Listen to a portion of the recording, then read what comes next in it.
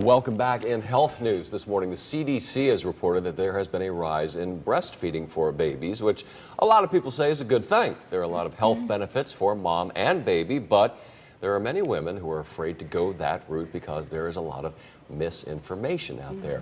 Joining me now to talk more about this is certified lactation consultant and RN, Sherry Crisco. Sherry, nice to have you here. Oh, nice I came to you before the segment and explained to you that I am just, this is, not really my topic here. How did you get this segment here?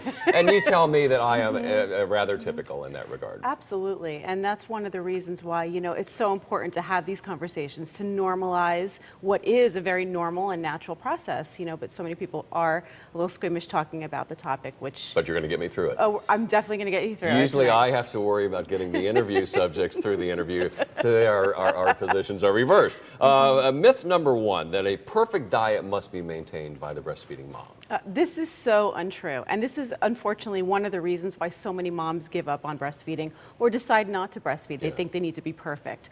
A healthy, good diet is definitely going to make the mom healthier, is important for her own health, but what they eat really will have very little impact on the quality of their milk.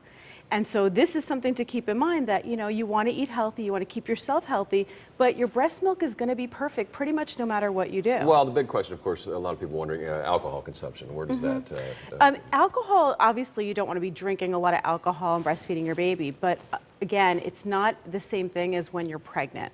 So there are some ways to go around that, and moms really need to be careful with the amount of consumption that they have. Myth number two, we have it listed here as modern lifestyle conflicts. What does that really mean? This idea that our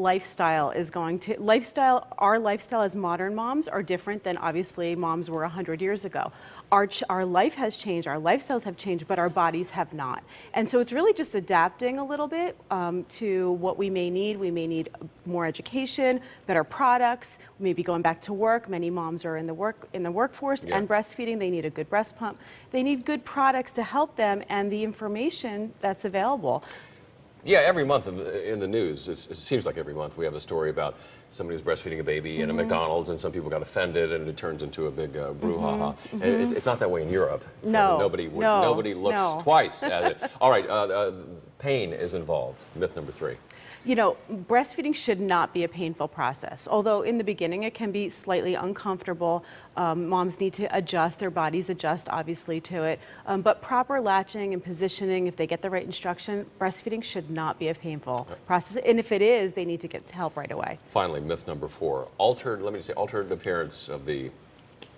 Okay, yeah. This is a big myth, because actually what could change the woman's body, change her breast, is actually pregnancy. So pregnancy in itself, with the breast growth that occurs during pregnancy, has the biggest impact on the changing of the breast, more so than breastfeeding. I thought I did pretty well. You did great. But that's only our first segment, though. You're going to come back for the next segment, so